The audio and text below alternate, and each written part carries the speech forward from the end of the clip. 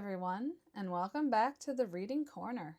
I'm your host, Renee, and I am here for you every Wednesday and Saturday reading stories from the public domain. We are currently reading Pastors and Masters, written by Ivy Compton-Burnett in 1925. Without further ado, let's get into it. Chapter 6. "I hope, Uncle Peter," said Frances, "that Mr. Herrick and Mr. Bumpus will excuse me for not being present at their literary inauguration. I have very little time to myself, and I am obliged to deny myself all recreative reading, and being read to must be counted under that head, I think. So if you will make my apologies to the authors, I will leave you before they come in, though I admit it hardly seems fair to deny myself as audience, as I am safe in that way myself. We clergymen have an unfair advantage." "Yes, that poor lady," said Miss Lydia. "The arrangement was just for Peter and me to hear the books," said Teresa. Yes, said Frances, in a kindly voice. "Then I may betake myself with a clear conscience to the solid pursuits which must be my portion, I fear." "I too must go to my solid pursuits," said Miss Lydia. "But the dear men things, how interested they have been in it all."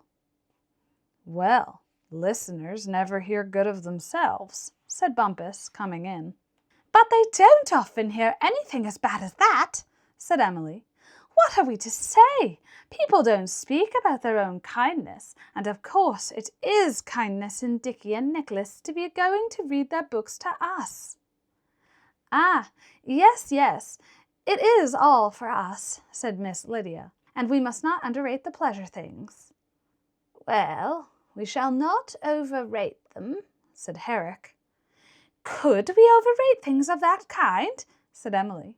"Well, are you going boldly to begin, or am I to work at leading up to it? I couldn't expect anyone else to do that. Peter admires you too much, and Lydia not nearly enough, and William and Teresa are above leading up to things." Well, we might begin," said Herrick. Yes, begin, Herrick," said Bumpus. "Yes, it is your business, dear," said Emily. "Dickie is a relative, and has to be put last in everything. It would be presuming upon your intimacy with the house to hold back." "It is so nice to help in any way," said Miss Lydia. "I said that Lydia did not admire you nearly enough," said Emily. "She really admires us terribly little," said Bumpus. "Well, she has killed any desire in me, but to do my simple best in anything I may undertake," said Herrick, opening his papers. "Yes, we must keep Lydia here. She will put the right spirit into it," said Bumpus. No, I can't be here, but it is so nice to be wanted. Thank you. So nice to go off to what calls me most, feeling that I should be welcome at what calls me less. Calls me too, though it does not need me, for it does call me, but I must go to the need." "I am so proud of you for writing the book, Nicholas," said Emily, "and especially for going to be known to have written it, and so remorseful for thinking you might not be great when you always hinted. But the great always forgive." Well, said Herrick. "It came to me, you know, that night when we sat up in turns with old Crab. The whole thing came upon me just through that little service to somebody else." "It was really too much reward," said Emily, "but of course you deserved it." "Why, Bumpus," said Herrick, looking at Bumpus's papers over his shoulder, "your beginning sentence is the same as mine." "The same as yours?" said Bumpus. "Why, it can't be, surely. Why, there wouldn't be anything in common in our books." "Dickie, don't say out what is in your mind openly to Nicholas," said Emily. "Why, what is there in an opening sentence?" said Herrick. "All opening sentences are much on a line, aren't they? All books have got to begin." "Nicholas, you have had faith in yourself," said Emily. Do let us get it over. Anyhow, you have one sentence as good as Dicky, so let us have the beginning. That may be the only part we can bear. Yes, get on, Herrick, said Bumpus. Your book is ready to the word, and mine isn't. You are a greater than I. You have your own mind in hand. I have sympathy with boasting, said Emily. I hope Nicholas has. Yes, it is ready, Bumpus, it is ready, said Herrick. It may be the last and only thing, but something it is at last. You may all like to remember the day when you heard it from my own lips. But don't spoil it for me by reminding me that I may be without a breadwinner, said Emily, especially as you don't win any bread. Dicky is not doing things like that. I think I have proposed to you, Dicky, but we haven't time to go on about it now. Mine is not such a one as this, said Bumpus. I have had some delay with it. I left it in old Crab's room that night he died, and it was got rid of with the other things. Crab's illness brought on your novel, Herrick, but it held back mine. But it is the better for the rewriting of it. Old Crab's room? The night he died? Said Herrick. Did you leave your book in the room, did you say, Bumpus? Ah, yes, it was a sad night that for us. Good old Crab. I always wondered that he never wrote. I have often said it. Did you leave your book in the room, did you say, Bumpus? He never wrote, not a line, said Bumpus. He was of the different kind. Yes, I left my only copy of it in the room, the typed copy. I always tear up manuscript, and it was cleared away with the other things, and rewriting it has meant reworking it. You must make the best of it. I find I don't take up writing again so easily. My best went into that earlier thing. Well, I have told my tale. That is the better thing, there where it is. Not that that matters now. Couldn't you write the early one again? Said Emily, keeping her face turned from her brother. You could make it come back to you. A book, when it is written, could hardly go.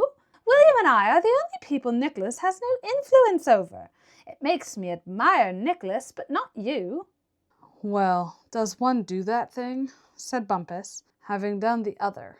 Besides, that sort of thing comes and goes, and then exists of itself, if it has got on paper. But I confess I should like to be able to bring it out, and have the credit of it. Exists of itself when it has got on paper? Said Emily. That was as good as that, was it? Then I wish you could have the credit of it. Perhaps somebody could really begin to read it, said Mr. Fletcher. Perhaps it could read itself, said Teresa. Emily, said Herrick. Please forgive this sister of mine, Bumpus. She quite puts me off reading my own book today. She does, indeed. We will just have yours. Anyhow, we will have yours first. Yours is not finished, so anything we don't like in it we shall think is not going to be there. So it is easier for you. Why should the first be last, and the last first? Said Bumpus. Mine will not bear hearing as yours will. My real book is where we know it is. Why, yours will do as well, Dicky, said Emily. Much better, I am afraid. You can see that Nicholas is too frightened to read his, now the moment comes. And perhaps it is a good sign. Good writers always feel a great wave of depression about their work, and Nicholas's symptoms were so bad.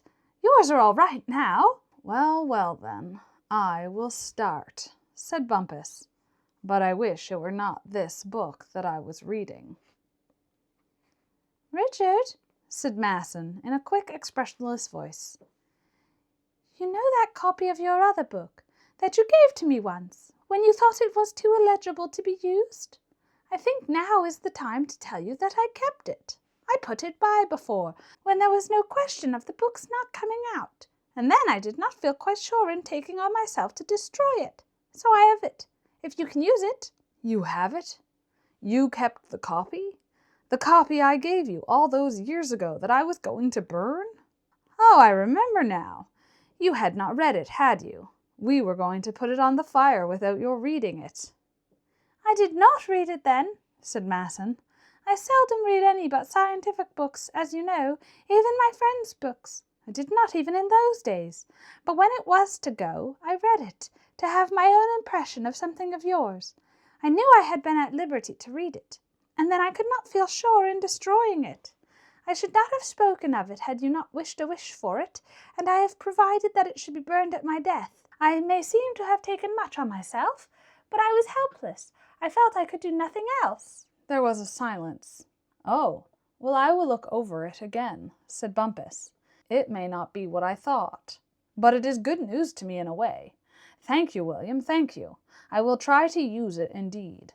I will let this one go by for the time, and get the other out as soon as possible. After all, it is foolish not to change my mind when I have really changed it, and I have shown you all that I have done that." "Yes, even William," said Emily. "And it is such an opportunity for being above self-consciousness and convention and other things. It would be dreadful to waste it." "Well, I will not waste it," said Bumpus. "I would rather work on the other book. I couldn't deal with the two at once. I dare say it isn't as good as I thought. I was greatly younger then, but I don't feel I could go against you, William, or myself either, and I won't read this one today. This book will go to the wall for some time to come. Who ever had so good a friend?" "And I won't read mine," said Herrick. "I too will wait for a future day. It wouldn't be a good thing now. I shouldn't take any interest in it myself." My congratulations, Bumpus. I am glad for you. I think you will always be the man of letters of us. I feel doubts about my own book after all. I feel a great wave of doubt about it. I believe I shall not have it finished for a spell of time. I believe I shall be like Crabbe, a man that all his friends think ought to write, and who never does. But I hope that, like him, I shall encourage my friends." No. What reason is there in this?" said Mr. Fletcher. "Why should we be balked of the present books? You can read yours, surely, Richard, and then go on and finish it before you get on the other. And we must hear yours, Herrick, if not now, at some time very soon. Whatever has come to both of you?" "I couldn't read this one today," said Bumpus. "William has put me off it, thrown me right back from it. I couldn't get the other out of my head. I must go straight on to it. I am on it this moment in my mind. I shan't be on this one again until the other is done, and it may have to be remodeled then in the light of the old one. A man can't do his own books entirely apart. I may have got some part of the one into the other. The old one was so much a part of myself. But I dare say it isn't so much good, really. I took things hard when I was young. Well, let us leave it all alone. How patient you all are. I must be getting away." "What insight we are getting into the minds of writers," said Emily. "No wonder they are not much good at things that can't so well be held up. Dickie and Nicholas have both proved that they are authors at heart, but what they are in any other way we are not to know yet. Nicholas, you must work some more at your book, to make up for not having an extra one from your youth. It is such a pity you haven't one. It makes you so inferior to Dickie now, and it left you so much time then for other things." "Oh, I think I shall leave my books to chance, and interest myself in Richard's," said Herrick. "But are we not to have the books?" said Masson. "You are not the one to complain," said Emily.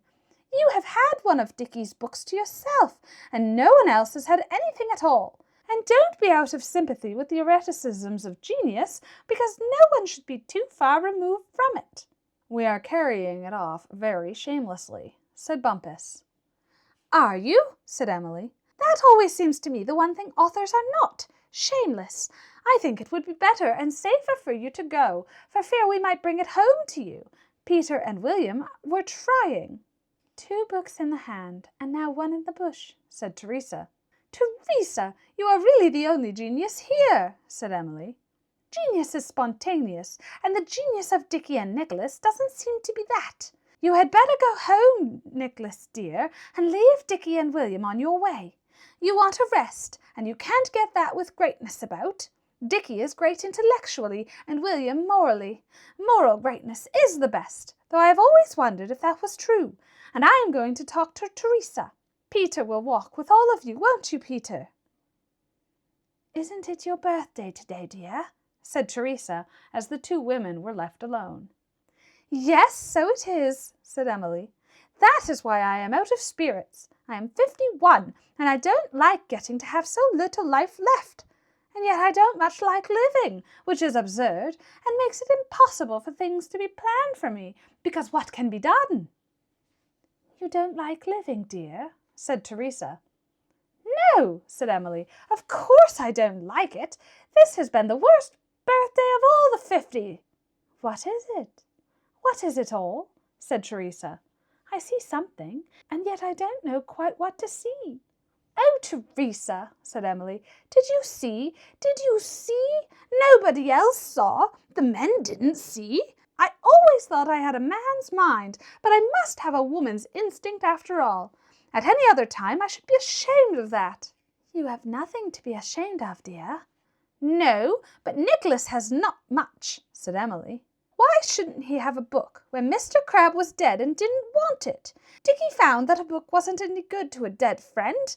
After 30 years of thinking about it, he found that. And what was Dickie doing leaving a book about when Nicholas wanted one so much and couldn't make one for himself? And Dickie knew he couldn't. He always unkindly never deceived Nicholas about it." "Mr. Crabbe?" said Teresa. "Mr. Crabbe? I only half understand yet. Was the book Mr. Crabbe's? I thought it was Richard who left the book in the room." "Oh, your brother thought the book was Mr. Crabbe's. Oh, I see now. I thought he did not guess whose it was. I see now, I see." "Yes, that is it, I am sure," said Emily. "But do you see the other thing? Did you see about Dickie? That book that he left in the room that he had to write again was the same as his early book that was buried with his friend. I believe it was. I am certain it was. Did you feel that when William and he were talking? He couldn't begin his book because William had read it. Of course I am not sure, but then I am. That is why Dickie is putting it away for the time. It is a good thing the book did not begin to read itself, as you said." "Oh," said Teresa. "There was only one book then. All three were the same book. Your brother's and Richard's, and the other of Richard's that William kept. They were all just Richard's old book." "Yes," said Emily. "It sounds clever of Dickie, doesn't it? You wouldn't think one book would have to go so far. Dickie and Nicholas were both wonderful about managing things. You wouldn't think they would find books so difficult. Poor Nicholas wanted a book so, and he knew Mr. Crabbe was dying and friendless, so that no one could have read his book, and it was typed so that he couldn't tell it by the handwriting. He thought it out so cleverly. Of course it makes it much worse of him, but perhaps he forgot all that. Criminals do forget something." "It was a shame," said Teresa. "So you think that Richard remembered his book and wrote it again, and then again, after your brother had taken it?" "Yes," said Emily. "He has a lot of trouble, hasn't he? But it was his own book. That seems quite good and strange of him, and worth the trouble, really. He was always saying how his book went back to his youth. He almost told us. He was really rather honest, considering everything. And William had read the book, which isn't like William. That must have been put into William's heart, because of course Dickie wasn't doing quite rightly." "Suppose any one of them had begun to read it," said Teresa. "Oh, I was afraid you would begin to suppose that. To read it? How dreadfully you realize the thing, and your sinister notion that the book might begin to read itself. I believe in religion now, and about our never being given to bear what is beyond our strength. Anyhow, we shouldn't be on our birthday. If it had happened, Nicholas and Dickie and William and I and Peter. But what does Peter know? Could never have met again, and we none of us know anyone else." "Peter does not know," said Teresa firmly. "What a thing for your brother that you have never married, dear. But I have often thought you would both be happier, your brother married as well." "Nicholas and I happier married? You don't think, Teresa. Wives can't think. Married people reveal all of their past to each other, don't they? Peter must have had a lovely past. Nicholas couldn't do that. He hadn't ever a good past, not at marriageable age, and he certainly couldn't now, and he is 70. He would have to marry an old lady, and she would not like the noise of the school, and it would really be taking advantage of Mr. Merry, because old ladies have so many little extra wants. Does William suspect anything about the books? Said Teresa. No, they none of them saw anything. Even Dickie and Nicholas each thought he was the only bad one, but they had enough to think of. So I know for certain that I could never marry William, for I find that I only like wickedness and penetration. Shall you tell your brother that you know? Does he know you know? Said Teresa. I shall tell him nothing. If he thinks I know, or may know, we just shall not speak of it. Then that will be the same to him as my not knowing. Nicholas is like that, and what is adorable about him is that he would think no less of Dickie. He never despises baseness. That is why it is so right of him to be base. I should appreciate him better and owe him more if I were more base. No, it isn't much good to you, dear. No, said Emily, that is what I am saying. It has been quite fair to Nicholas. Shall you tell him about Richard? Does he suspect? I think he is not subtle enough, and was too absorbed in his own affairs. No wonder. Of course I shall not tell him. It is no business of mine.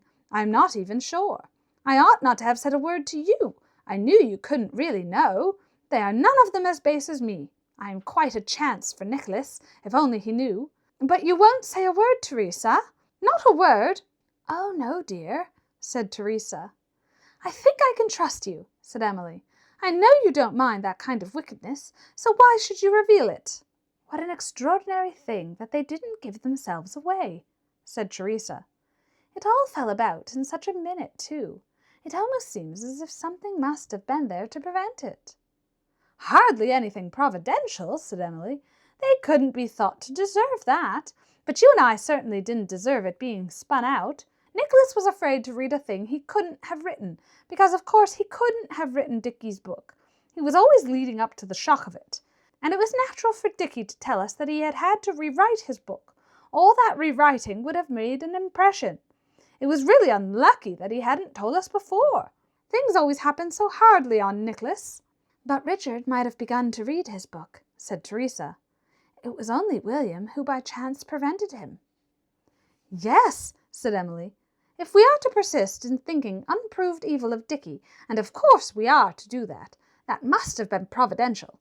And I told you I had got religion from it. So organic, too, for William to prevent it, when it was only he who made the prevention necessary. William couldn't have been so egotistic by himself. This may have happened to convince you how far he and I are from each other. Providential things seem to be circuitous like that. I can't think why Richard couldn't have said that his book was the old one, said Teresa. When one book was so much above the average, too, said Emily. But he didn't know it was. He thought it was being just equal to Nicholas, and that has never done for Dickie. Did you see the shock he had in thinking one sentence was the same? I wish my shock had only been that. And then there was going back on what he had done. That was the trouble. Knowing William would make that very difficult. I don't know why he should want two kinds of credit, said Teresa. Not Richard. That is beautiful of you towards him, said Emily. Why shouldn't he want two kinds of credit? You wouldn't ask that if you lived with Nicholas. Living with Peter must be so ennobling. There are Lydia and Peter coming up the road. It is nice to see Peter in innocent company again. I can't meet them, Teresa. I'm going home to write it all in my diary. I keep a diary because I think I have that kind of personality. I must put it in my will that it is to be destroyed at my death, for fear somebody should read it, and publish it, and pretend they had written it, unless I leave it to Nicholas, so that he can have a written book after all. I hope he will outlive me. I would commit suicide, except that now I believe in religion, and religion does not allow that. And I am not single for the sake of Nicholas. I read in a book that no woman could love a man she did not make sacrifices for.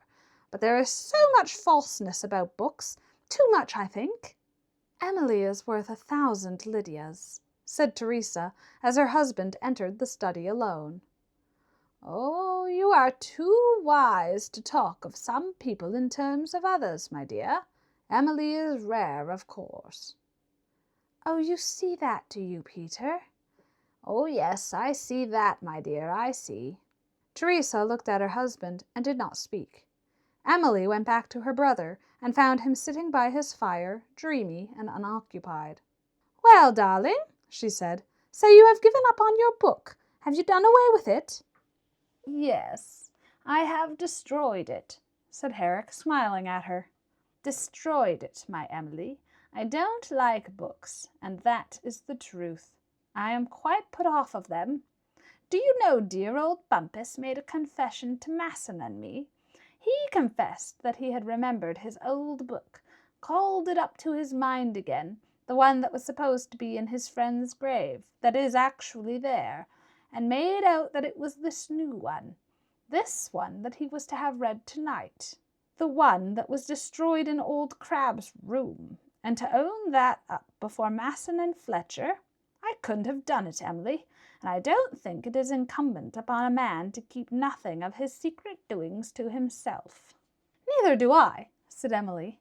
"We should be afraid of having anybody talk to us, and we certainly couldn't talk to anybody. I don't mean it wasn't wonderful of Dickie, but what he had done wasn't enough to be a tax on anybody, for his very worst." "No," said Herrick, "there was no great harm in it. But I confess I don't readily follow a stretch of doubleness like that. A sudden temptation and yielding to it, that I understand. I think the highest type of person might be prone to it." "Everyone can understand that," said Emily, "and the lowest type of person would be even more prone to it. But everything else just follows from it. That does want a little more cleverness to understand, or else experience. But I am sure you understand it, darling. Did William and Peter say anything?" "They neither of them said a word," said Herrick, "but they will not in the future. It is all over for Bumpus. Well, I don't like books, to bring old Bumpus to that. Dear old Bumpus! It was a fine thing of him when he was a young man, and a fine thing of him now to tell us of it. He told us to tell you, Emily. He remembered your making the suggestion that he should rewrite the book. It was not easy to him, I think, to have you told. I think he found me the easiest, and I confess I like to think that." "So should I," said Emily. "You were rather unkind about me. I suppose I have proved that I should have done the same in Dickie's place. I don't know why he should find me difficult." "Dear old Bumpus," said Herrick. "My dear old gifted erring friend. Well, well, we all err, and this kind of thing, this literary ambition, is the thing that most of all leads men to error, I think. Do you know, Emily, I think that the best achievement of a man, the highest and largest thing, is to feel tolerance and generous love for a man who can do what is denied to himself to do. I do indeed, as I feel for Bumpus tonight, as I feel for my friend. I do indeed feel it, Emily." "Nicholas, you really are a genius," said Emily. And that is where we are going to leave it for today. If you like what I do here, please like, subscribe, check the button, hit the bell, do the thing. Share me with all your friends, get me out there. And otherwise, I'll be seeing you guys next time. Bye!